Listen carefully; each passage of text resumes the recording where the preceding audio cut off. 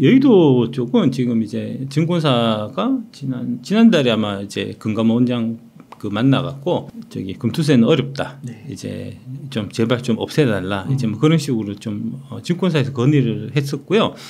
8월 8일 날 이제 자산운용사 대표들이 또 이제 금감원장 만나갖고 금투세는 아직은 아닌 것 같다. 이제 뭐 여러 가지 좀 해결될 과제가 있는 것 같다. 뭐 이런 식으로 지금 얘기가 돼갖고 이제 뭐 실무 차원에서 지금 그 금투세 도입하게 되면 이제 세금 이제 걷기 위해 갖고 뭐 다양한 이제 전산이라든지 뭐 이런 거 다 만들고 이제 대비를 해야 되는데 지금 이제 그런 대비를 안 하고 있는 상태이기 때문에 좀 어려울 것 같습니다. 만약에 하나 이제 진짜 그러니까 지금 전체적으로 큰 틀에서 보면은 이제 뭐 국민의힘이나 이제 그다음에 대통령 쪽에서는 폐지 의견이 좀 완강하고 그다음에 이제 그 실무를 담당하고 있는 이제 현업 쪽 그러니까 뭐 증권사나 금투업계에서도 금투세는 좀 폐지하는 쪽으로 이제 의견을 모으고 있고 민주당 내에서도 이제 그 친명 쪽은 이제 금투세 뭐 유예나 뭐 이런 식으로 내년 1월 달에 그 금투세 바로 시작하는 것은 좀 무리가 있지 않겠나 쪽으로 좀 의견이 모이는 것 같은데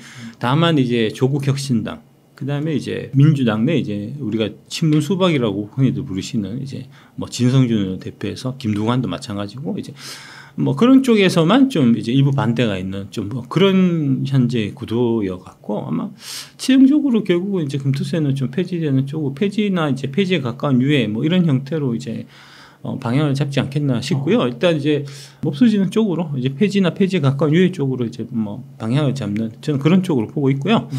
만약에 이제 이게 그냥 통과가 돼 갖고 내년에 만약에 이제 금투세가 1월 1일부터 이제 시행된다고 하면은 심각한 이제 혼란이 예상되기 때문에 혼란이 예상되고 그 혼란은 이제 그 지금 정치적으로 이제 민주당이 다 따안아야 될 몫이 되기 때문에 아마 그렇게까지 악수는 제가 봐서는 두지는 않지 않겠나. 뭐 이재명 당대표께서 워낙 또 이제 뭐랄까 좀 이념보다는 좀 실용주의적인 분이시고 요번에 이제 그 당대표 선거할 때도 이제 먹사니즘 그 옛날에 제가 이제 젊었을 때 이제 그 열린우리당 이제 그 당원할 때 기관 당원하고 할 때 그때 이제 먹고 사니즘이라고 우리가 얘기를 많이 했었거든요. 네. 예, 거기서 이제 먹고 사니즘에서 이제 고자 빼고 먹사니즘 이렇게 하고 또 말씀하시더라고요. 네. 예, 그래서 이제 먹사니즘을 얘기를 한다고 하면은 이제 뭐 금투세가 먹사니즘의 이제 좀 대표적인 그런 좀 법안이기도 하고 하니까 아마 잘 해결될 걸로 저는 그렇게 좀 낙관하고 있는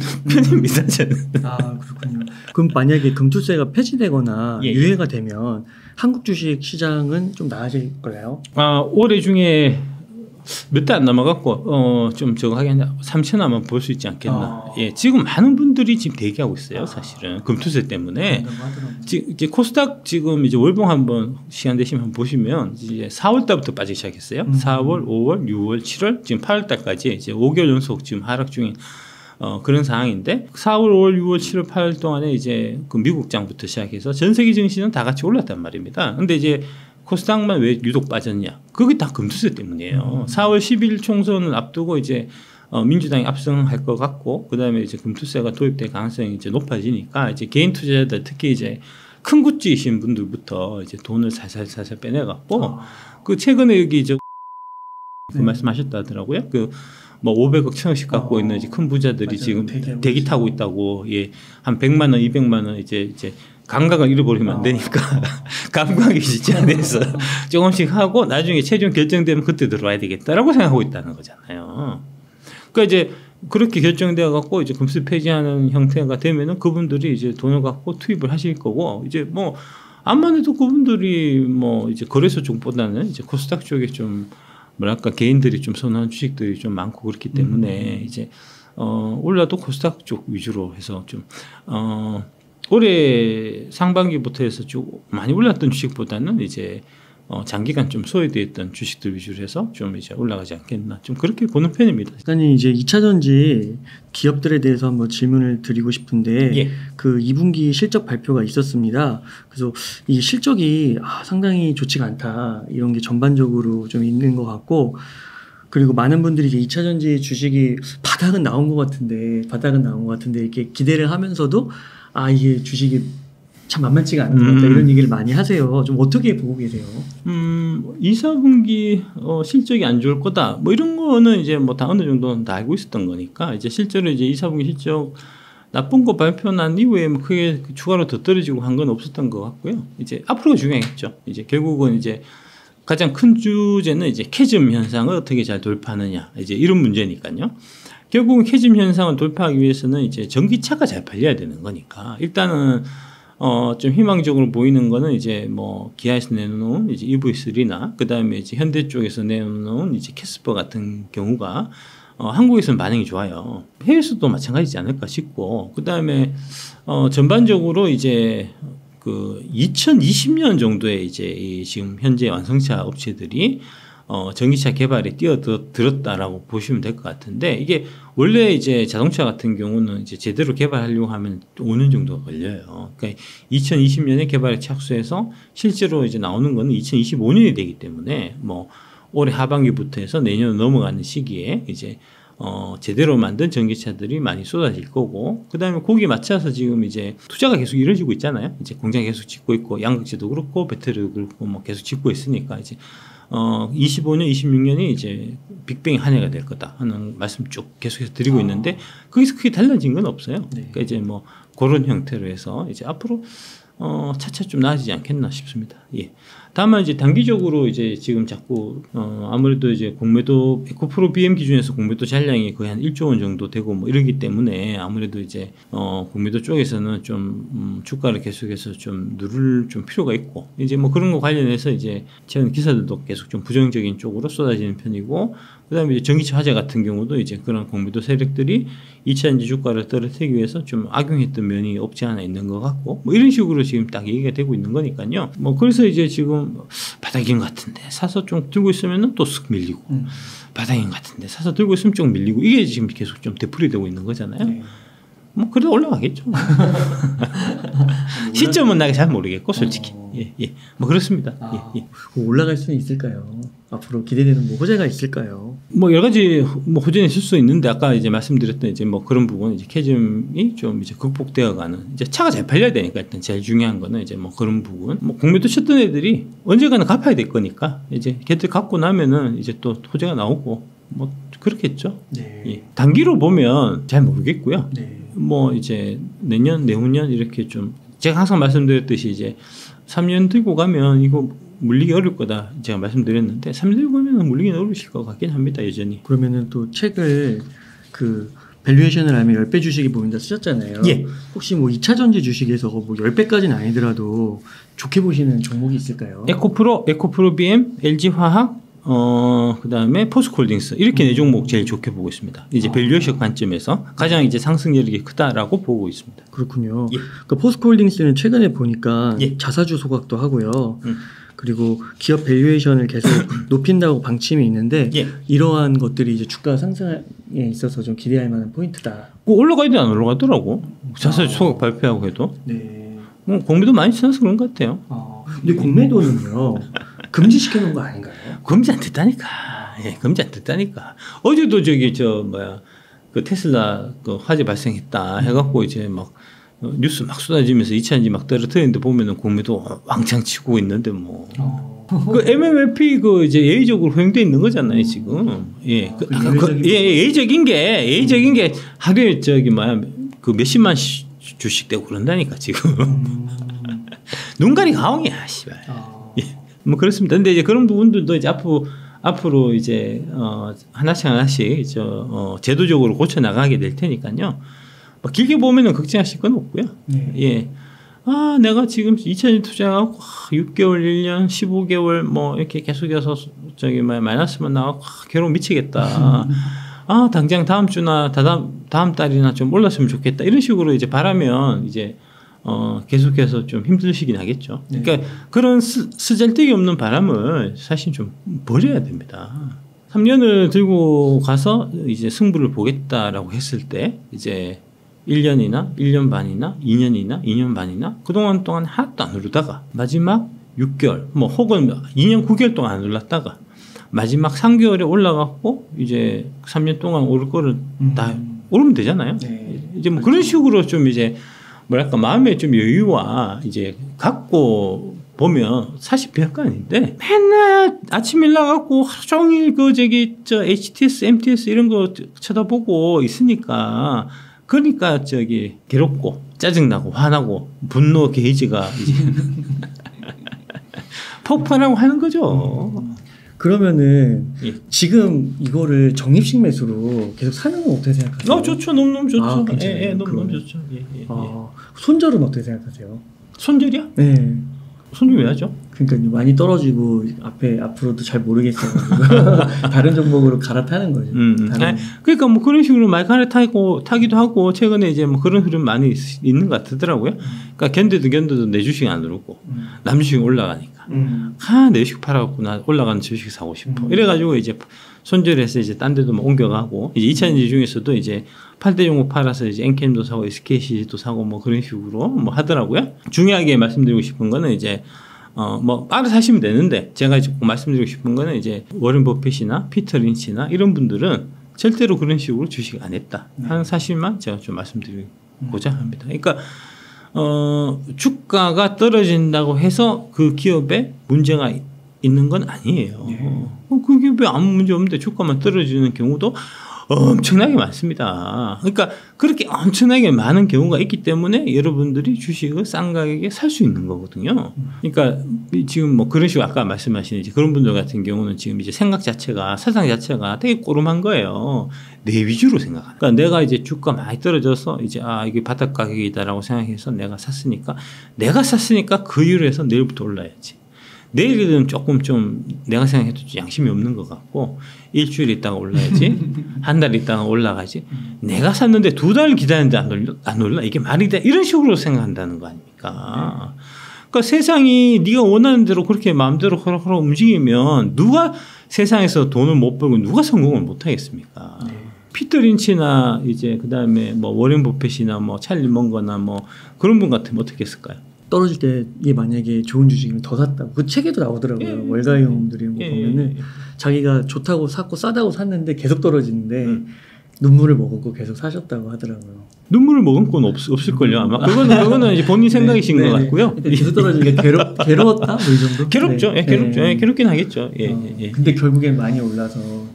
그렇죠. 이제 대표적인 사례가 이제 피터 린치 그 월가 영웅들 보면은 이제 나오는 게 이제 그 타코벨, 타코벨 사례인데 이제 타코벨 같은 경우 이제 처음에 거기가 저기 멕시코 음식이니까 아마 그 뉴멕시코에서 이제 그게 프랜차이즈가 시작됐을 거예요. 뉴멕시코 가서 그 장사 잘 된다는 얘기를 듣고 이제 그 사람은 주 활동 무대가 뉴욕이니까 뉴욕에서 뉴멕시코면 비행기 타고 한참 가야 됩니다. 우리나라처럼 뭐 저기 서울대고 서울 부산은 아니거든요. 한참 가서.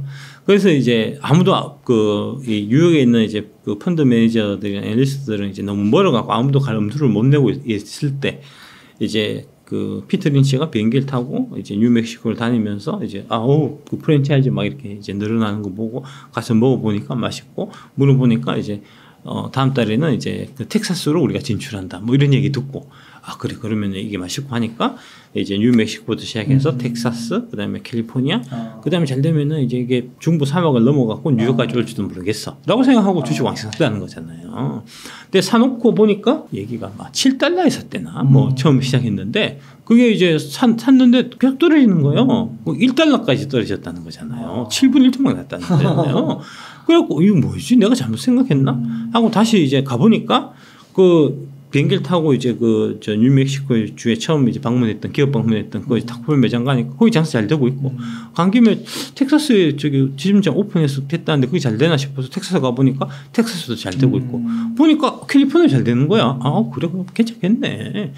라고 이제 그 마음을 먹고 이제 돌아왔다는 거잖아요. 그게 나중에 40달러 갔다는 거니까. 1달러부터 40달러 치면 40배 올라가는 거고 처음 자기가 산 건 7달러에 샀으니까 이제 40달러면은 얼마죠? 대여섯 배. 한 7배 올라간 거죠. 77, 49, 67, 40, 한 6배 정도 올라간 거죠.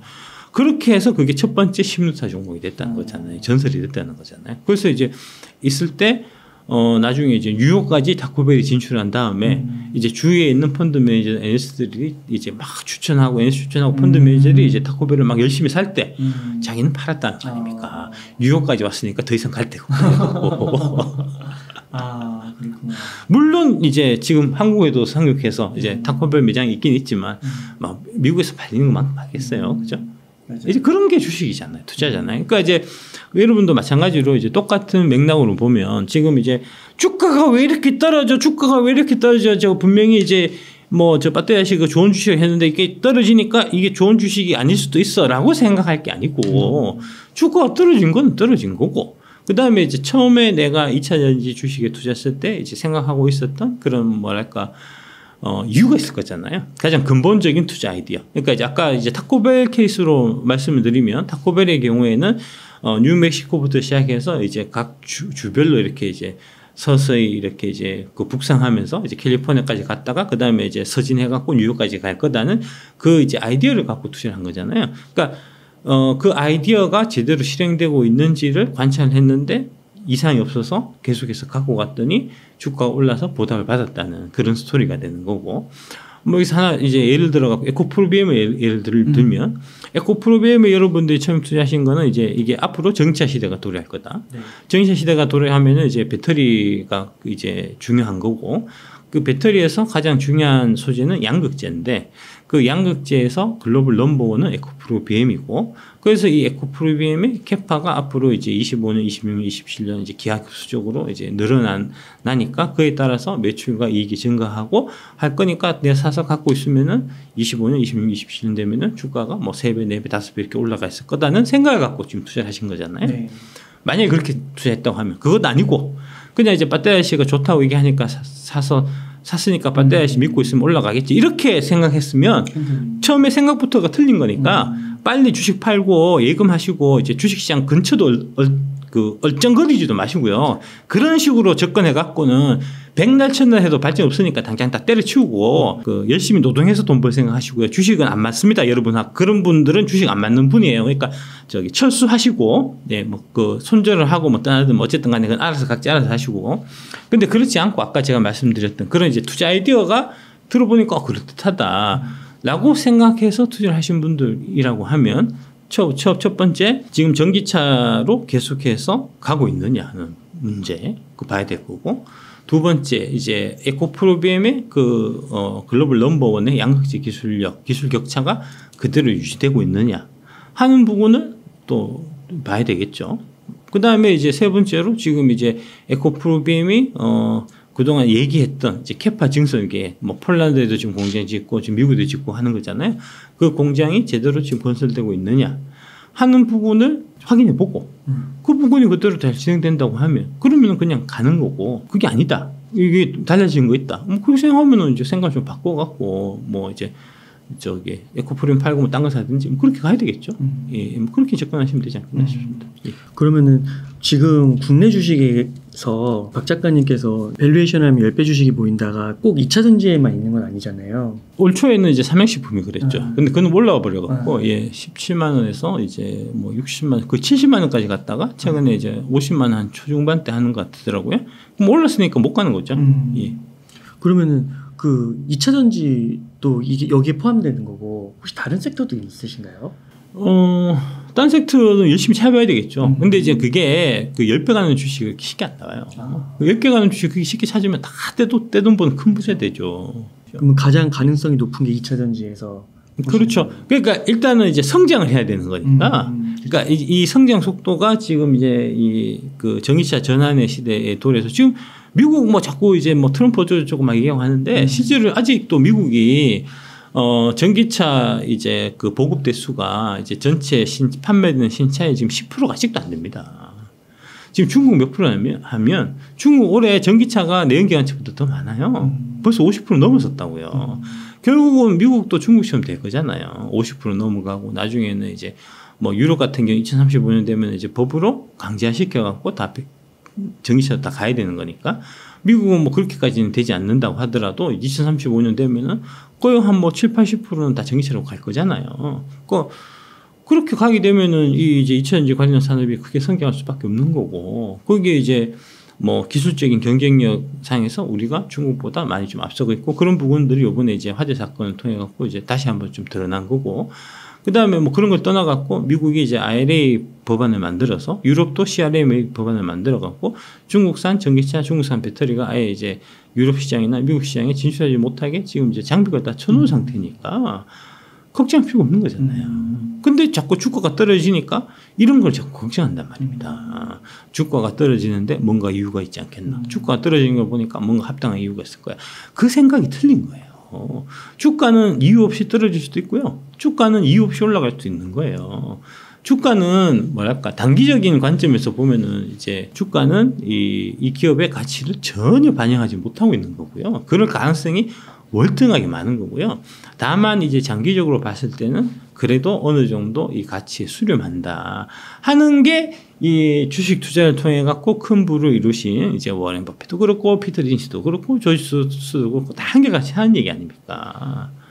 이제 뭐 그렇습니다. 근데 이제 뭐 그런 건 나 다 싫고 다 보기 싫고 일단 내가 샀으니까 당장 올라야 되고 올라서 내가 기분 좋아야 되고 그다음에 이제 뭐랄까 남들 잘 올라가는데 다른 애들 주식은 잘 올라가는데 내 것만 안 올라가 갖고 이제 속상하고 짜증 나고 막 자꾸 그런 생각 들면 주식 당장 때려치우고 예금하는 게 맞습니다. 예. 진짜 길게 봐서 2035년까지 예.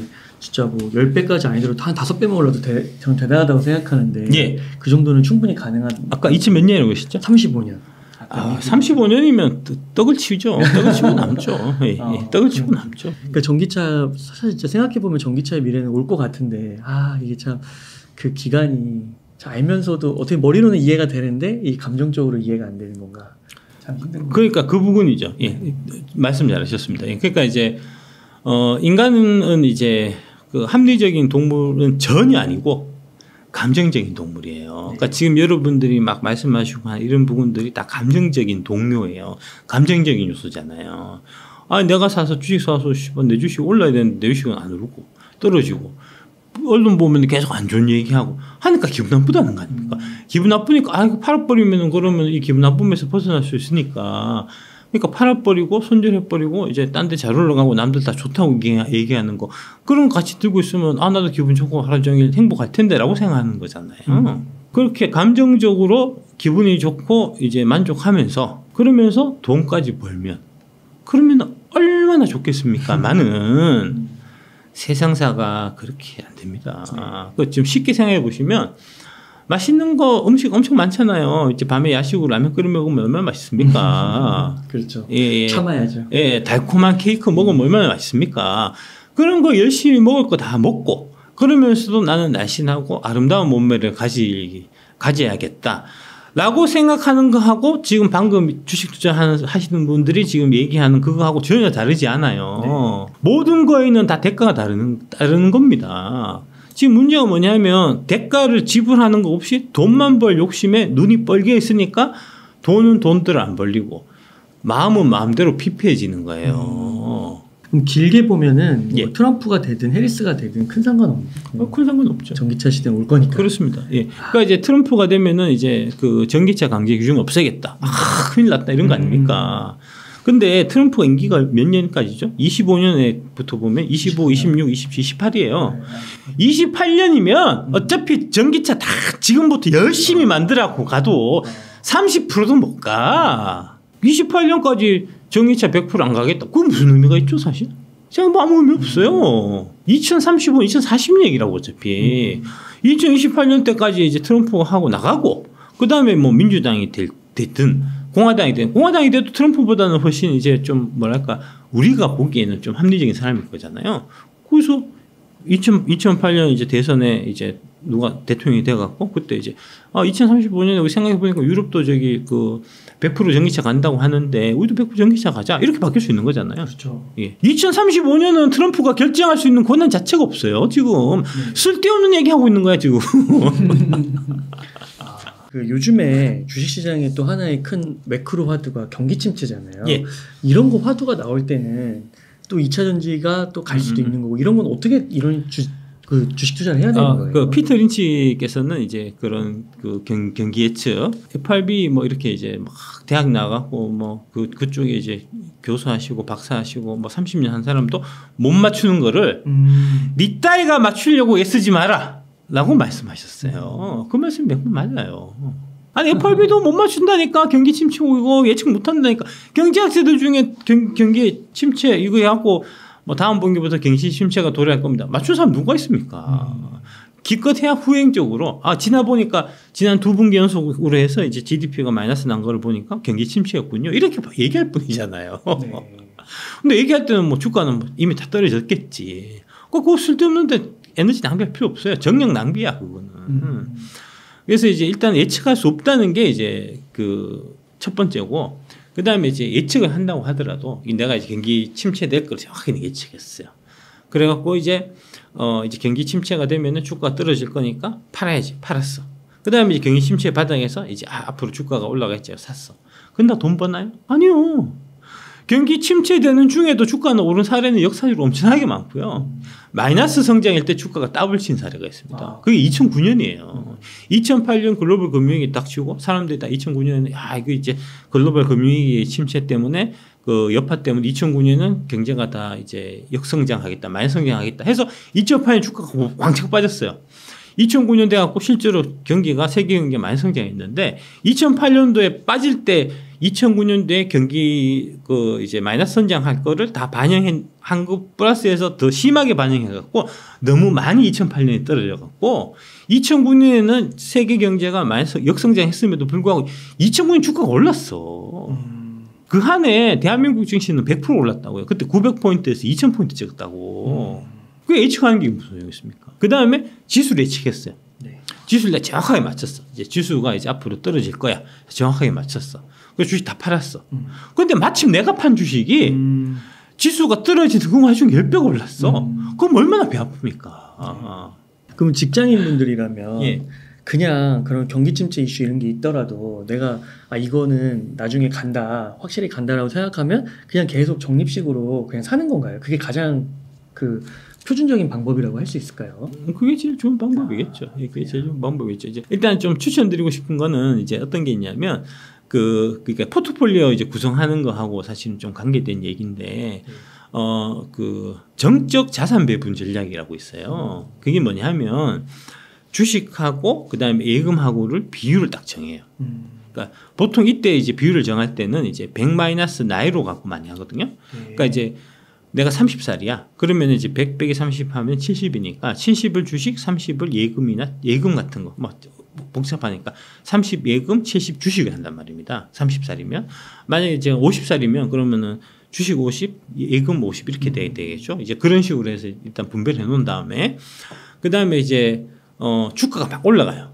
그러면은 이제 이게 처음에 50, 그러니까 50대 기준으로 해서 50으로 했던 게 주가가 올라가면은 이게 이제 비중이 바뀔 거잖아요. 그러니까 50 했는데 이게 더블을 치면 이게 이제 75가 되고 25가 될 거잖아요. 그러면 이게 조정해 주는 거죠. 75 올라간 거 이제 팔고 이만큼 사서 다시 50도 50 맞추는 거예요. 반대로 주가 막 떨어져요. 그러면은 이제 이게 주식 50, 채권 50이 있던 게 주식 25, 이제 예금 50 이렇게 될 거잖아요. 그러면 예금에서 일부를 깨서 예금을 해약해갖고 주식을 넣어갖고 다시 50대 50 맞추는 겁니다. 이거를 이제 주기적으로 3개월에 한 번이든 6개월에 한 번이든 1년에 한 번이든 이렇게 딱 시간을 정해놓고 그때의 평가에서 그 평가에 따라갖고 이렇게 바꿔서 해라 하는 게 이제 정적 자산 배분 전략인데 그런 방식을 활용하시는 게 제가 봤을 때 되게 좋지 않겠나 싶어요. 예, 그게 왜 그러냐면 아까 말씀드린 대로 결국은 이제 이 사람의 심리라는 거는 투자에서 성공을 거두기에는 되게 어렵게 돼 있어요. 역행하게 돼 있어요. 네. 주가가 떨어지면 아까 이제 에코프로비움 내가 뭐 예를 들어서 25만 샀다. 이제 올라갈 줄 알았는데 한 20만 원까지 오더라. 20만 원까지 이 정도면 바닥이겠지 하고 올라갈 줄 알았는데 깨고 18만 원 되고 17만 원 되고 이러면 막 불안하고 잠이 안 오고 막 이런다는 얘기잖아요. 근데 사실은 거꾸로 생각해 보면은 결국은 이제 25만 원에 사는 것보다는 20만 원에 사는 게 낫고 20만 원에 사는 것보다는 17만 원에 사는 게 낫잖아요. 네. 그거 기뻐야죠. 더 싸게 살 수 있는 기회가 있으니까. 네. 더 사야 되는데 살 수 있냐? 못 사게 된다는 거죠. 더 떨어질 것 같아갖고. 그런데 아까 이제 정책 자산 배분 전략을 하면 어떻게 되죠? 강제적으로 더 사게 돼 있다고. 그게 나중에 이익을 준단 말이에요. 반대로 막 올라가요. 막 올라가서 이제 작년에 이제 9% 150 이렇게 되면 그러면 팔아야 되는데 사는 마음이 많이 올랐으니까 이제 좀 팔고 이제 현금 확보를 해야 되는데 안 하고 더 지르고 싶다고. 어떤 생각이 드냐면 내가 이게 처음에 1,000만 원 투자해갖고 지금 10배가 났는데 1억 넣어갖고 10배 났으면 10억 벌었을 텐데라고 생각한다고요. 그래서 있는 돈 없는 돈 막 자신이 생겨갖고 더 끌어와갖고 많이 올랐는데 거기다가 불을 탄단 말입니다. 그래서 물리면 그때 대체 없는 거잖아요. 그렇죠. 근데 이제 만약에 정적 자산 배분 전략을 내가 채택하고 있다고 하면 그러면 많이 올랐을 때 자연스럽게 줄였겠죠. 줄여서 갖고 있다가 지금까지 떨어졌을 때 싸졌네 다시 들어갈 거 아닙니까? 그렇게 자연스럽게 해서 내가 이제 매수 단가는 계속해서 낮출 수 있고 나중에 이제 주수가 늘어나서 그게 진짜 이제 주가가 주식이 좋은 주식이고 잘 되면 그러면 이제 이게 많이 늘어나는 이제 그런 구조가 되는 거니까 뭐 그런 것들을 좀 이제 하나의 이제 그러니까 규율을 이렇게 잡아놓고 움직이셔야 되는 거고 그냥 이제 아무 생각 이게 지금 주식 투자한다고 할 수 없어. 당신들 수준은 그냥 진짜 그냥 이제 뭐 유튜브 보고 뭐 저 사람 좋은 얘기 한다고 그 쫄깃한 데서 사갖고 수익 나면 역시 나는 주식 잘해 천재인가 봐 이러고 떨어지면 와서 네가 사라고 샀는데 떨어졌는데 어떡할까 이 새끼 책임질 게 아플다고 이러잖아요. 그따구 수준이니까 발전이 있겠냐고. 그런 마인드를 갖고 그런 노력과 이제 자세를 갖고 태도를 갖고 돈을 벌겠다고 생각하는 것 자체가 미친 거예요. 그게. 그 궁금해지는 게 예. 가격이 막 올라서 쌀 때는 그냥 사면 될 것 같은데 만약 얘가 망하지 않고 계속 오른다는 확신만 있으면 팔 때는 언제 팔아야 돼요? 그 워렌 버핏께서는 이제 파는 시기를 3가지를 말씀하셨어요. 그 첫 번째는 네가 돈이 필요할 때. 돈이 필요하면 팔아야 되잖아요. 그러니까 돈이 이제 언제 필요할지 모르니까 어느 정도 좀 이제 많이 올랐다고 생각되면은 미리미리 좀 팔아갖고 현금화 시키는 습관을 길러야 된다는 거고요.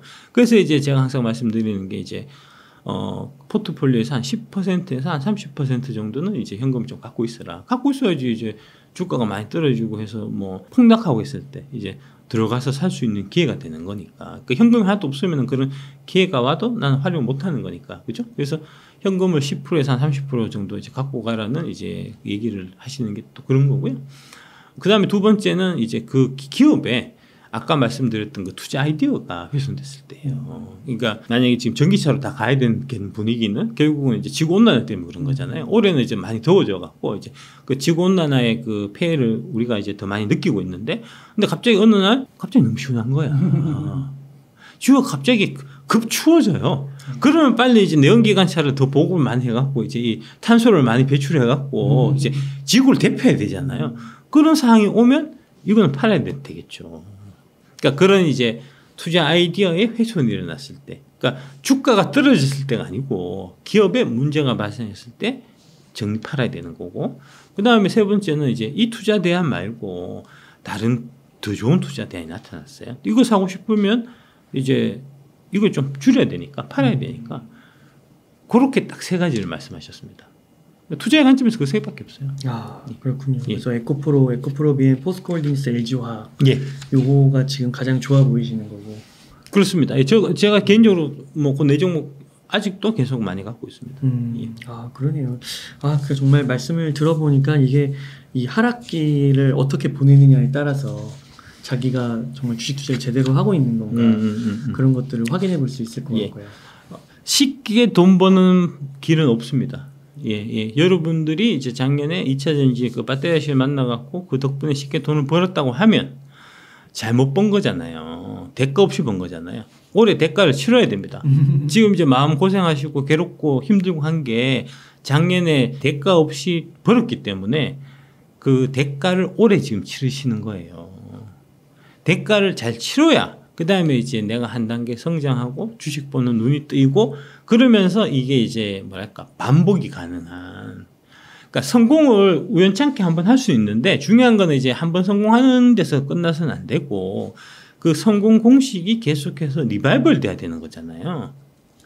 이 고비를 넘기고 제대로 성장해서 이제 내 걸로 만들어야 그 다음에 여기서 이제 이 뭐랄까 리바이벌 할 수 있는 실력이 생기는 겁니다. 어떻게, 그러니까 고난이 왔을 때 그 고난은 어떻게 극복하고 어떻게 받아들이고 어떻게 해결하는가에 따라 갖고 사람이 성장하기도 하고 사람이 파멸하기도 하는 거잖아요. 네. 선택은 그 여러분이 본인이 할 수밖에 없는 거기 때문에 뭐 그건 알아서 하십시오. 예. 그 궁금해지는 게 그 작가님께서 항상 나오셔서 3년은 가져가자고 하셨잖아요. 그러면은 이거 3년 가져가면 최소한 진짜 2025, 2026년까지는 네가 산 시점부터 3년입니다. 그것도 매 계속 어디서 1년 지났으니까 이제 2년 남았지 않냐 뭐 그런 얘기하고 네가 산 시점부터 3년입니다. 네가 산 시점부터 3년이라고. 예.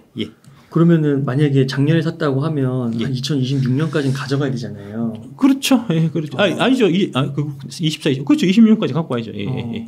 그러면 이게 지금 거의 한 절반 왔는데 이게 좀 힘든 거잖아요.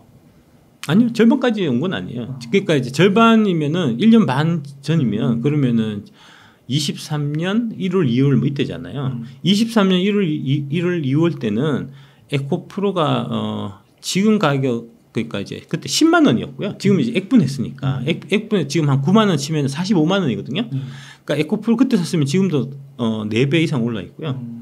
에코프로 BM도 그때는 10만 원대 초반이었습니다. 그때는. 예. 지금 이제 17만 원 해도 여전히 그것도 이익이고요. 대개의 경우에 이제 뭐랄까 그 23년 1월달, 2월달 1년 6개월 전에 이제 가격을 보면은 뭐 8개 종목 중에서 이제 그 가격보다 올라가 있는 것도 있고 내려가 있는 것도 있겠지만 대체적으로 그 8개 평균으로 봐서는 이익이 많이 나 있는 상태일 거예요. 그렇군요. 그러면 작가님 이게 항상 고민이 되는 건데 이렇게 성장주를 사면 변동성이 심하잖아요.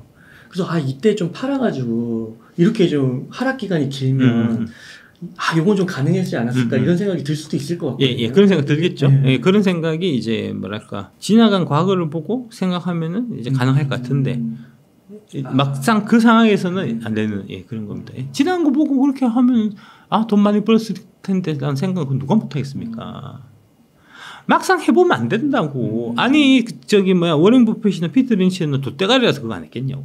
150만 고점이고 그러니까 5배 가격을 치면 지금 40만 원, 50만 원, 요때가 바닥이니까 150만 원대 팔아갖고 40만 원, 50만 원에 사면 딱 좋겠네라고 지나는 걸 보고 얘기하는 거야. 그건 쉬운 거지만 막상 그 상황에서 그 150만 원이 고점이고 지금 떨어져서 이게 40만, 50만 원까지 떨어지고 그거를 1년 전에 예측할 수 있는 사람이 누가 있겠습니까? 당연히. 그럼 보통 이렇게 성장주 투자는 성장이 멈출 때까지 계속 가져가는 건가요? 바이앤홀드로? 그렇죠. 예, 그렇죠. 오히려 더 사고 싸지면. 그렇죠. 그렇죠. 그게 기본. 그렇죠. 그러니까 이제 그 워렌 버핏 그 투자 방법이 말씀하시는 게 이제 위대한 기업을 적정하게 사서 별일 없으면 끝까지 갖고 가라는 거잖아요. 영원히 보여라. 그 얘기입니다. 그 얘기입니다. 왜 영원히 보여야 되냐면, 그러니까 여러분들이 좀 오해하시는 게 오를 때만 사서 갖고 있고 팔고 이제 다시 또 올라가는 거 이제 사서 갖고 있다가 또 올라가면 팔고 또 갈 거 있으면 사서 또 올라가면 팔고 이런 식으로 하면 금방 부자가 되는데 왜 미련하게 그걸 그냥 떨어지는 걸 그냥 하염없이 그냥 들고 있냐 이 얘기잖아요. 그죠? 그러니까 워렌 버핏이 이번에 애플 한 반 정도 팔았다고 그러잖아요. 근데 2016년에 사서 거의 한 8, 9년을 붙들어 오신 건데 그렇죠. 이때도 보니까 20-30%씩 애플이 빠질 때가 있었더라고요. 그럼요. 근데 그때 매도한 게 아니잖아요. 절대량을. 이때 매도한 거예요. 그렇죠. 그러니까 좋은 주식은 성장이 남아있다고 판단하면 계속 그냥 더 사는 거고. 그렇죠. 그게 기본이고. 그렇죠. 올라갈 거 사고 사서 올라가면 팔고 다시 올라갈 거 사서 올라가면 팔고 올라가면 사서 이거 하고 싶은데 내가 그걸 못 맞추겠다는 거잖아. 그러니까 웅달 체크방을 보고 배터리 하시는 전문가가 올라갈 시점 딱 맞춰갖고 이거 지금부터 올라가니까 사세요 얘기하고 또 올라가면 여기서 파세요 얘기하고 딱 지금부터 이거 올라갈 거예요 얘기해서 사고 올라가면 또 팔고 지금 이거를 나한테 원하는 거잖아요. 돈 10원 한 푼 안 주고 공짜로 되겠냐고. 그게 되겠냐고. 정신 차리라고. 그게 되면 전 세계 모든 돈이 다 당신 거라고. 그게 피터 린치, 워렌 버핏, 찰리 멍거가 바보라서 중간에 그거 이제 10년씩 들고 가면서 10년 갈 때 중간에 70%씩 마이너스 나고 한번 고점 대비해서 에코프로가 150만 원 찍고 50만 원까지 떨어지는데도 안 팔고 그냥 멍청하게 그게 들고 있는 게 아니라고. 그게 다 이유가 있는 거라고. 밸류에이션을 알면 10배 주식이 보인다라는 또 책을 최근에 또 쓰셨고요. 그래서 이제 현재 주식시장과 2차전지 같은 주식에 대한 투자 아이디어를 한번 이야기해보고 싶은데요. 최근에 신문에서 좀 이슈가 됐던 게 그 청라 벤츠 전기차 화재 사건이 있었습니다. 그래서 전기차에 대한 공포가 확산되고 있는데 이미 뭐 중고차 시장에서는 전기차 가격이 급락하기도 하고 아파트 지하 주차장에서 실제로 그 전기차 이제 충전을 금지하는 것뿐만 아니라 주차도 못하게 한다는 것도 생기더라고요. 예. 저 요즘 어떻게 보고 계신지 궁금합니다. 좀 미친 것 같아요. 예, 그러니까 이제 모든 것들을 좀 이제 과학적으로 이렇게 좀 접근해야 되는데 한국 언론의 좀 고질적인 문제라고나 할까? 이제 뭐 특정한 방향성을 좀 정해놓고 이제 그런 쪽으로 좀 밀어붙이는 좀 이제 그런 감이 없지 않고 이제 사실은 이 뭐 언론이나 그 다음에 이제 사회적으로 좀 영향력을 미칠 수 있는 이제 뭐 지식인이나 그 다음에 이제 정부나 특히 서울시 오세훈 시장 같은 이런 사람들 같은 경우는 이제 이 사람들이 이렇게 이제 근거 없는 과학적인 근거가 없는 불안에 뜰 때 이제 그 불안을 좀 이제 잠재울 수 있는 이제 그런 쪽으로 이제 얘기를 하고 해야 되는데 오히려 이제 서울시 그 오세훈 시장이 나서 갖고 과충전이 문제니까 이제 뭐 90% 이상 충전된 차량은 지하 주차장에 못 넣게 하겠다는 뭐 이런 식으로 얘기를 처하니까 이게 이제 안 그래도 좀 사람들 마음이 불안한데 좀 불안함을 좀 더 증폭시킨 이제 그런 면이 있고요. 하여튼 좀 뭐랄까 좀 과학적으로 좀 이제 접근해서 해야 나라가 발전하지 큰일이지 않나 좀 싶은 생각이 좀 듭니다. 일단은 이제 첫 번째로 이제 화재 그 발생 건수를 보면 전기차 비해서 내연기관차가 이제 화재 발생 건수는 더 높은 게 명백한 사실이에요. 그거는 뭐 우리나라뿐만 아니고 미국이나 뭐 이런 데 다 봐도 마찬가지고요. 그러니까 작년 통계 보면은 이제 전기차가 한 70건 정도 화재가 났고 내연기관차가 대략 수만 건 될 겁니다. 예. 그 월등하게 내연기관차가 화재는 사실 많이 나거든요. 화재가 많이 발생합니다. 원래 내연기관이 더 불타기 좋은 겁니다. 그러니까 그거는 조금만 생각해 보시면 내연기관차 휘발유잖아요. 네. 그 휘발유에 불 붙이면 붙잖아요. 그렇죠. 그게 휘발유가 없으니까 전기차는 그러니까 불이 덜 난다고 원래. 이제 아까 말씀드린 이제 그거는 이제 그렇게 많이 차이가 나는 거는 사실은 이제 보급 대수가 이제 전기차는 아직까지 보급 대수가 좀 적은 데 비해 갖고 내연기관차는 이제 보급이 많이 돼 있으니까 이제 그 보급돼 있는 대수 따라서 조금 사실 다른 거고요. 정확하게는 이제 만 대당 몇 건의 화재가 있었냐 뭐 이런 식으로 사실 접근해야 되는 거잖아요. 그렇죠. 대체적으로 보면은 지금 소방청에서 나온 자료 보면 국내의 경우에 한 만 대당 1.9대 정도 내연기관차는 지금 화재가 보고되고 있고 그에 비해서 이제 전기차는 1만 대당 대략 한 1.3건 정도 지금 화재가 좀 보고되고 있는 좀 그런 상태고요. 그 다음에 좀 이제 명백하게 좀 구분하셔야 될 부분이 전기차 화재 이꼬르 배터리 화재는 아니라는 겁니다. 예, 그러니까 배터리가 잘못돼서 화재가 나는 경우도 있지만 그거 말고 다양하게 화재가 발생하는 경우가 있어요. 개별 사람마다 다 달라요. 그러니까 이제 다 다르게 접근해야지.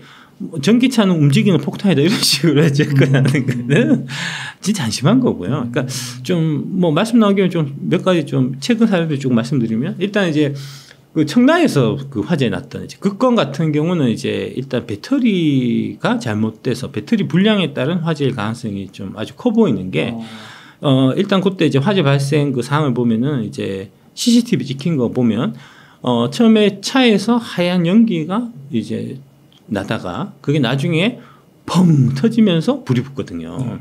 그게 이제 전형적인 그 각형 배터리나 원통형 배터리의 그 화재에 배터리에서 문제가 발생했을 때 화재가 나는 이제 그 전형적인 코스예요. 그러니까 각형이나 원통형 같은 경우는 이제 캔으로 이렇게 쌓여져 있기 때문에 상대적으로 안전하고 화재도 안전하고 그다음에 물리적 충격도 안전하고 이제 이런데 다만 그 배터리 셀 안에서 이제 대표적으로 가장 많이 화재 발생하는 거는 이제 분리막을 쳐서 그러니까 이제 덴트라이트 현상이라고 그래서 양극하고 음극이 만나면 쇼트가 나면은 그러면 불나는 거잖아요.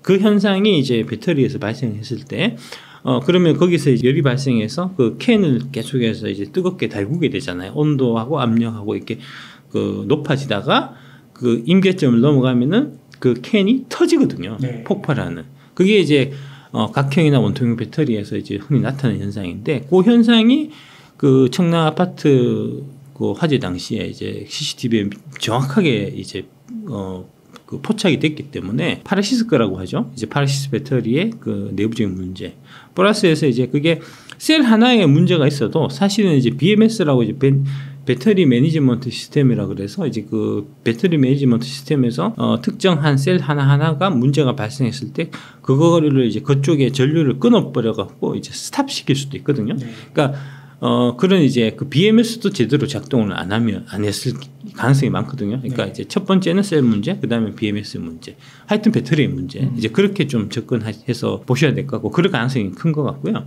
그거 나오고 이제 며칠 지나갖고 이제 금산에서 EV6 화재 난 거. 이제 그거는 건이 어떤 건이냐 하면은 이제 충전 중에 이제 충전한다고 콘센트를 꽂아놨겠죠.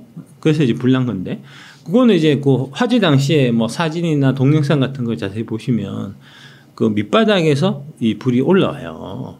차는 안 타고 있어요.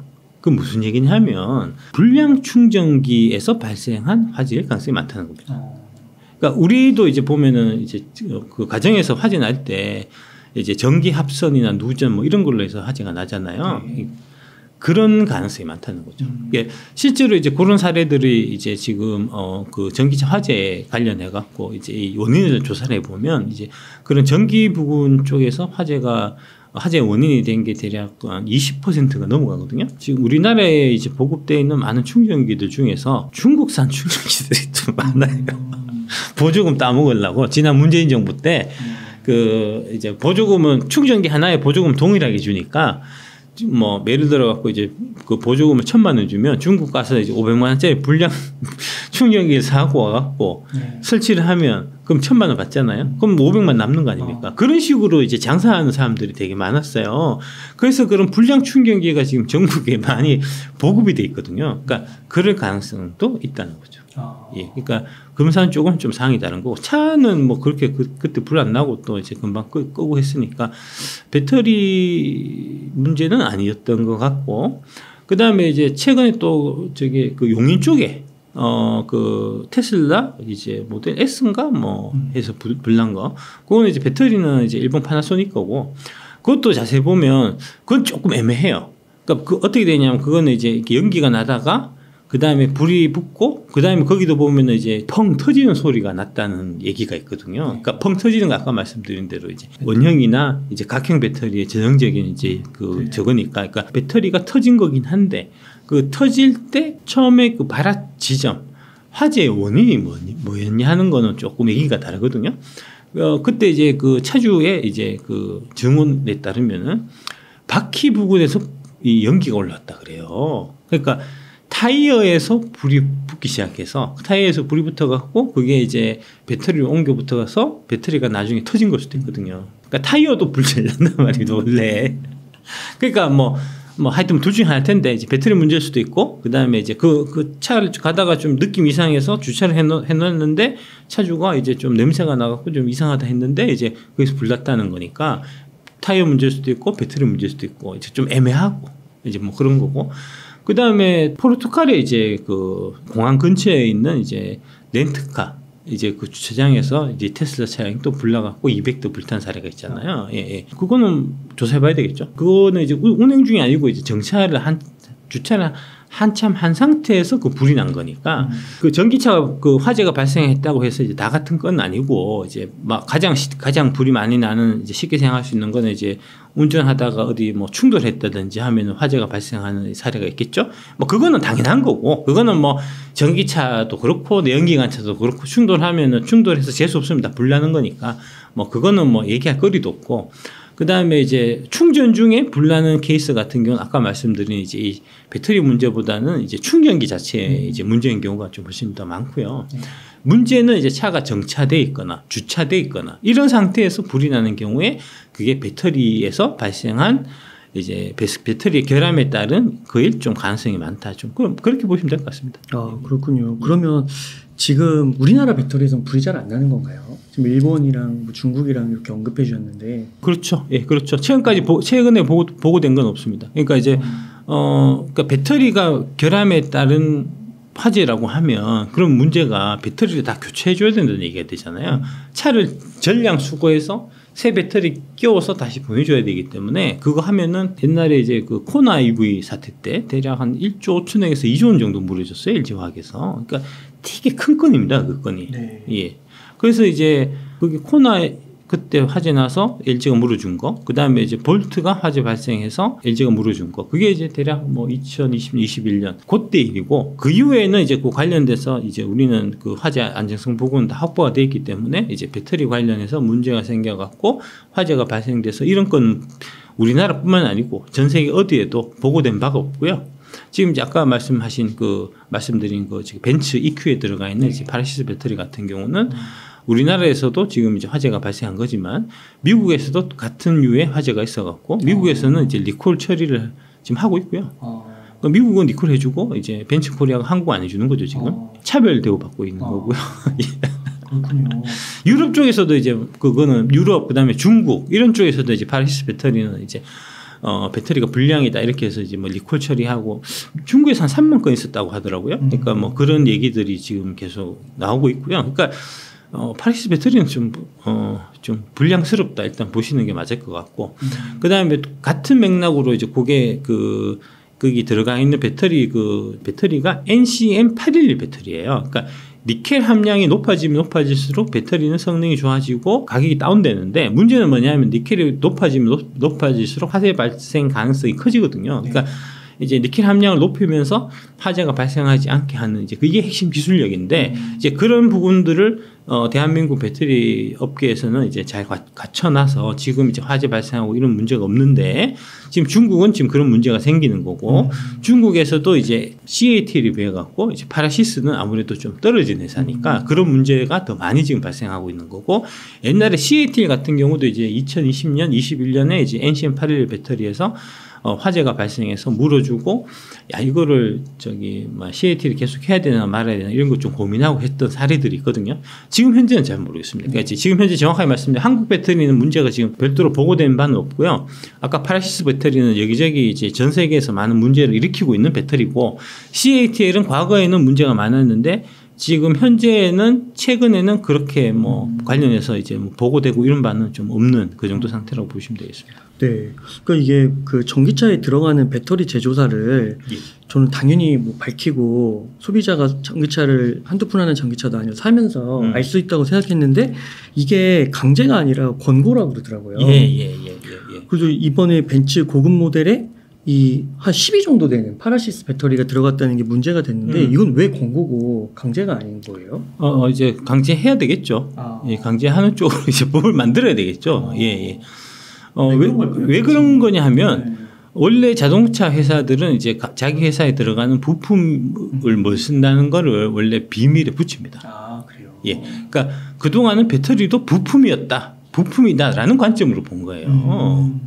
차에 들어가는 이제 뭐 베어링이나 뭐 나사나 뭐 볼트나 이런 거 일일이 보고 안 하잖아요. 같은 맥락으로 이제 거기에 연장선으로 당연히 이제 배터리도 부품이잖아 하고 보고를 안 했던 거고요. 근데 이제 지금 아까 말씀드린 이런 좀 문제점들이 계속해서 발생하다 보니까 이제 소비자들이 알 권리가 있는 거잖아요. 이거는 좀 특히 배터리는 가격도 비싸고 그 다음에 이제 안전에 직결된 거기 때문에 내가 안전한 차를 사고 싶다.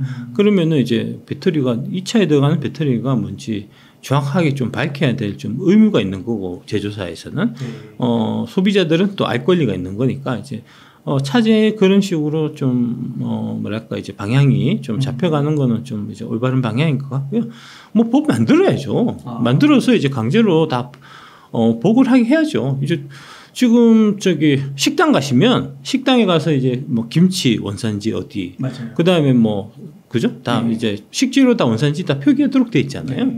같은 맥락으로 보셔야죠. 그러니까 한 끼 10,000원짜리 우리가 먹으면서도 이제 그거 다 이제 원산지 어딘지 다 확인하고 먹는데 지금 사람의 생명이 담보가 되는 이 배터리 그 차를 살 때 이제 뭐 뭐 1억씩 주고 막 사는데 그 안에 들어가 있는 가장 중요한 배터리가 파라시스 건지 CAT 건지 벤츠는 진짜 나쁜 새끼들이 우리 CAT 거 쓴다. 그것도 사람들이 마음에 안 드는데 CAT 좀 그런데 하나 샀는데 나중에 보니까 CAT도 아니고 파라시스 거라는 거잖아요. 이거는 완전 사람 속인 거지. 이건 말도 안 되는 거죠. 그러니까 이거는 좀 강제할 필요가 있지 않겠나 싶습니다. 그다음에 이제 아까 저기 전기차 화재 관련해 갖고 이제 지금 자꾸 이제 전기차가 화재가 나서 이제 아파트가 전체가 불탔으니까 이제 전기차를 이제 지하에 못 넣게 하자 뭐 이런 얘기잖아요. 근데 이거 정확하게 제가 이제 좀 구분해서 생각해야 될 게 전기차 때문에 그 청라 아파트가 훌훌 탄 게 아니고요. 스프링 쿨러가 작동해서 다 탄 거예요. 그러니까 전기차가 폭발해서 그 차 한 대가 이제 터질 수는 있고, 그 다음에 이제 그 한 대가 그 전기차를 이제 끄기가 어려울 수는 있지만 스프링 쿨러가 제때 제대로 작동했으면 걔만 타고 내지는 걔 옆에 몇 개만 좀 이제 영향을 미치고 140대가 타진 않아요. 근데 스프링 쿨러가 미작동했기 때문에 140대가 탄 거거든요. 아까 이제 그 어디죠 저기 포르투갈에 이제 테슬라 차량 200대 탄 것도 같은 맥락이에요. 그러니까 테슬라 차에 좀 문제가 있었던 거는 분명히 맞지만 거기서 말했으니까 그 사진을 보시면 자동차가 따락따락 붙어 있어요. 바로 옆에 붙어 있어요. 그리고 스프링 쿨러가 없어요. 그러면 불타면 다 죽으라는 얘기지. 예, 그런 거고. 그 다음에 최근에도 사례들이 이제 뭐 여러 건이 사실은 스프링 쿨러가 대형 화재가 발생했던 거를 이제 들어가 보면은 그 원인은 스프링 쿨러가 미작동이었던 사례가 되게 많은데 2022년 9월 달에 이제 대전에 이제 현대 프리미엄 아울렛이 이제 그 화재가 발생해서 거기 9명이 이제 사망하셨어요. 그 건도 똑같이 스프링 쿨러가 미작동해갖고 이제 화재 사건이 커진 거고, 그때 자동차는 내연기관이었습니다. 1톤 트럭이었고요. 이제 또 비슷한 맥락으로 보면은 이제 대구의 그 큰 시장이 이제 뭐 청가물 도매시장 하여튼 경동시장인가 하여튼 대구의 시장이 이제 그 2022년에 또 화재가 나서 거기 엄청난 재산 피해를 이제 안기고 다 불탄 사례가 있는데, 그때도 똑같이 스프링 쿨러가 미작동해서 그 시장 전체가 다 버린 거예요. 네. 그러니까 이 문제가 이제 이런 공포 이런 문제를 이제 우리가 반복하지 않기 위해서는 이제 원인을 우리가 명확하게 알고 원인에 따른 이제 대응 방안 대처를 해야 되는 거잖아요. 그러니까 지금 현재는 전기차가 때문에 이게 140대가 불탄 게 아니고 이 스프링 쿨러 미작동 때문에 이게 화재의 피해가 되게 커진 거기 때문에 스프링 쿨러가 제대로 작동될 수 있게 소방 점검을 하고, 지금 문제가 뭐냐면은 이제 청라 같은 경우도 처음에 이제 그 화재 경보가 울렸는데 누군지는 모르겠지만 어떤 사람이 껐다는 거니까. 그게 왜 그러냐면은 이제 지금 뭐 아파트 같은 데 사시는 분들 보면은 이제 밤에 막 이거 한 번씩 울리고 그래요. 화재 맞아요. 경보. 오작동이라고 생각하는 거. 예. 그렇게 해서 울리니까 이제 밤에 자는데 잠 깨고 하잖아요. 그러니까 빨리 꺼버린다고 그게 습관적으로 그렇게 이제 계속해서 끄고 뭐 그런 식으로 해서 이제 쭉 가니까. 그러니까 일단 그런 형태로 이제 오작동하는 거를 어떻게 좀 방법을 해갖고 좀 줄여야 될 거고, 그 다음에 오작동 해갖고 뭔가 이제 그래서 가만히 두면은 스프링 쿨러가 작동해서 이제 뭐 저기 바닥에 흥건히 물에 젖고 뭐 저기 자동차도 이제 좀 뭐 대고 갈 거잖아요. 그런 상황이 된다고 하더라도 경비원한테 책임을 물리고 너 새끼 그 좀 유도리 있게 좀 해야지, 그런 식으로 저기 해가지고 되겠어 뭐 이런 식으로 이제 막 괴롭힌다든지 이런 거를 못하게 하는, 하여튼 뭐 그런 식으로 이게 방향을 잡아갖고 문제를 해결해야 되는데, 아니 당장 저기 전기차에서 불나갖고 140대 붙었으니까 전기차는 지하 주차장에 못 넣게 하자, 이게 말이 되냐고. 이 얘기하고 그 얼마 안 돼갖고 그 인천에 그 인근에 그 지하 주차장에 또 불 났었다는 거 아닙니까? 근데 불났는데 보니까 전기차인가 보니까 전기차 아니고 내연기관 차였다는 거예요. 당연하죠. 내연기관 차 훨씬 많으니까. 실제로 이제 거기 천안에서 한때 그 마찬가지로 이제 전기차가 불탄 적이 있어요. 불나갖고 그때는 스프링 쿨러가 제때 작동해갖고 그 40분 만에 다 꺼지고 아무런 피해가 없었거든요. 그러니까 문제는 핵심은 스프링 쿨러였다는 겁니다. 그거는 자꾸 전기차 포비아를 이렇게 이제 몰고 가면 곤란하다. 예, 사회가 그런 방향으로 가서는 안 되겠다는 좀 말씀 좀 드리고 싶고요. 그러니까 차량에서 화재가 나는 거는 전기차나 내연기관이나 다 나는 거고 내연기관이 더 많이 나는 거고. 그렇습니다. 근데 이게 스프링쿨러의 작동이 없었고, 그러니까 전기차 한 대 터질 수는 있는 건데 화재가 날 수 있는 건데 이게 확 번져버려가지고 큰 이슈가 된 건데 원인을 이제 다른 곳에 찾았던 거군요. 그렇죠. 예. 그러니까 그것도 이제 전기차 내가 운전하고 있는데 갑자기 불이 붙어서 그 안에서 타 죽으면 어떡하냐 이런 거 걱정하시는 거잖아요. 맞아요. 그러니까 그건 어떻게 해야 되죠? 그러니까 화재가 났을 때 이제 탈출할 수 있게끔 하는 그런 안전장치를 이제 차에 의무적으로 그런 장치를 채용하게끔 이제 안전 법률이나 법경이나 이런 걸로 만들어야죠. 그러니까 그게 그런 게 없는 차들 같은 경우에는 이제 특히 이제 뭐 테슬라 같은 차량 옛날에 뭐 지금 어떤지 모르겠습니다만 옛날에는 이제 테슬라 차량 같은 경우는 이제 이게 전자 장치로만 다 이게 돼 있다 보니까 화재가 발생해서 전자 장치가 먹통이 되면 탈출 못 하는 거예요. 그럼 다 죽을 수밖에 없는 거잖아요. 그렇게 해서 이제 그 진짜 죽은 사례도 있거든요. 근데 이제 뭐 그런 부분이 문제가 될 수 있으니까 이제 테슬라 같은 데도 이게 전자장치로 있지만 만약에 화재가 났을 때 이제 탈출할 수 있는 기계식 개폐 장치를 꼭 달아라든지 그런 식으로 해서 이렇게 문제를 해결을 해야지. 그러니까 결정적으로 지금 올해 그 많은 분들이 이제 올 여름을 이제 나시면서 이거 더워서 못 살겠다. 이게 올해 여름이 지금 대한민국에서 이제 역사상 유례 없이 덥다는 거 아닙니까? 예. 저도 진짜 미치겠습니다, 지금. 에어컨 안 틀면 집에 있을 수가 없어요, 지금. 그 가다가 보면은 막 비 오고 막 이렇게 갑자기 막 비 오고 하는데 보면 야, 여기가 태국이냐 한국이냐 싶다니까요. 이게 다 지구온난화 때문에. 동남아 갔다 오신 분이 더 덥대요. 예. 계속 이렇게 둘 수 없는 거잖아요. 그러니까 이렇게 이제 그 지구온난화 이제 기후 이상 현상이 자꾸 일어나는 게 결국은 이제 탄소 문제 때문이고 그러면은 이제 탄소를 줄여야 되니까 그래서 이제 이 내연기관차 그 이산화탄소 뿜는 거를 이제 못 뿜게 하기 위해서 내연기관차를 없애고 지금 전기차로 가자 이렇게 해서 지금 전기차로 가고 있는데 전기차 지금 안 가고 계속 내연기관차 타면 이제 뭐 당장 이제 뭐 그 전기차 화재에서는 안 될지 모르겠지만 쪄 죽겠죠 우리가. 네.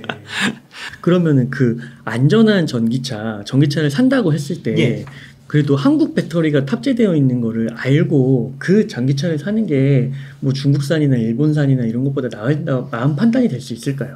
아무래도 좀 그렇겠죠. 예, 믿음이 가겠죠. 예. 아무래도 뭐 저기 아마 앞으로 이제 규정이 법규가 이제 전기차 제조사한테 배터리 안정성에 관한 이제 각종 데이터나 뭐 그다음에 이제 안전장치 이런 것들을 이제 제조사에다가 많이 좀 요구하는 쪽으로 법규가 바뀔 거예요. 바뀌긴 할 텐데 그래서 이제 뭐 국토교통부나 이런 쪽에서 이제 꼼꼼히 본다고 하더라도 그래도 왠지 좀 찜찜한 거는 특히 중국산은 좀 믿음이 안 가는 거는 좀 어쩔 수 없는 거잖아요. 좀 뭐 굳이 뭐 중국산 배터리를 쓰는 차를 같은 값이면 뭐 살 필요가 있겠나 싶고요. 뭐 그거는 뭐 소비자의 선택이니까 뭐 그렇게 보시면 안 되겠습니까? 그건 소비자의 선택이니까 선택할 때 이제 뭐 난 그래도 뭐 중국 배터리도 괜찮다고 생각해라고 해서 이제 뭐 또 싼 맛에 이제 중국 배터리 들어가 있는 이제 전기차 사시는 분도 뭐 그거는 이제 그분의 선택이니까 이제 존중해 줄 필요 있는데 문제는 뭐냐면 국산 배터리가 들어가 있는 차인 줄 알고 샀는데 그게 중국산이라든지 중국산 중에서도 이제 그나마 좀 나은 CAT 배터리라고 생각해서 샀는데 파르시스라든지 이런 거는 이게 이제 뭐랄까 일종의 이제 사기에 해당되기 때문에 뭐 그거는 못하게 당연히 나가야죠. 그래서 이제 배터리를 이제 공개하는 거를 좀 이제 강제하는 이제 그런 규정은 좀 꼭 필요할 것 같고요. 이제 이번에 전기차 화재 사고에 따라서 이제 일단 그런 쪽으로 좀 방향을 잡는 것 같으니까 그거 방향 맞는 것 같습니다. 작가님 그러면은 저기 전반적으로 좀 질문을 드린 것 같은데 꼭 뭐 하시고 싶으신 말씀이나 못다 하신 말씀 있으실까요? 일단 금투세가 지금 사실 좀 제일 핵심인 것 같아요. 이제 금투세 잘 해결되고 하면 이제 주가는 이제 좀 못 올라갔던 부분만큼을 이제 뒤늦게 좀 캐치업하는 형태의 이제 매수세가 따라 붙으면서 주가는 좀 잘 올라갈 수 있을 거다라고도 저는 보고 있는 관점이고 물론 틀릴 수도 있습니다. 뭐 그렇고 그래서 이제 뭐 그런 것들을 좀 이제 대비하시면 될 것 같고 그다음에 만에 하나 이제 지금 민주당이 자살을 하고 싶어 갖고 금투세를 끝까지 밀어붙이게 되면 그러면은 이제 아마 금투세 통과되고 나서 이거 지금 엄청난 혼란이 올 거예요. 그러니까 한국 주식 하지 말아야 되나요? 어떤 분도 그렇게 얘기하시던데요. 그러니까 내가 지금 그 얘기 해줘. 그래서 폭락할 거예요. 폭락할 때를 대비해서 이제 법인을 만들어야 되고요. 투자형 법인을. 투자형 법인은 금투세 안 내기 때문에 지금 아까 말씀드린 그 대기 타고 계신 분들 중에 이유 중에 하나가 이 금투세 통과되면은 개인으로 투자하면 안 되고 투자형 법인을 만들어서 투자해야 금투세를 안 내고 나중에 각종 세금 이제 혜택도 받으면서 이제 돈을 잘 쓸 수가 있거든요. 그래서 법인을 만들까 말까 고민하려고 지금 빠져 있는 것도 있단 말입니다. 그래서 결국 이제 민주당이 막 이게 생떼를 써갖고 금투세가 통과되고 나면 그러면은 이제 잽싸게 이제 투자형 법인을 만들어갖고 투자형 법인을 통해서 개인들이 미친 듯이 던지는 주식을 싸게 잡아서 갖고 있으면 그게 대박 날 거거든요. 그래서 이제 금투세 통과되면은 이제 옹달책방에서 투자형 법인 만드는 법 강의를 예. 이건 돈을 좀 받고 유료로 해드리도록 그렇게 하겠습니다. 아, 정말 대혼란이 올 것 같은데요. 대혼란 온다니까요. 통과되면. 내 말이 거짓말이 진짜 한번 해보라고 내가. 작가님 그러면 오늘 한 이 정도에서 인터뷰 마무리해도 괜찮으실까요? 예, 그렇게 하시죠. 네, 감사합니다. 이렇게 해서 밸류에이션을 알면 10배 주식이 보인다의 저자이신 박순적 작가님을 모시고 이야기를 나눠봤습니다. 긴 시간 동안 유익한 사이트 많이 나눠주셔서 감사의 말씀드립니다. 오늘 고생 많으셨습니다. 네, 감사합니다.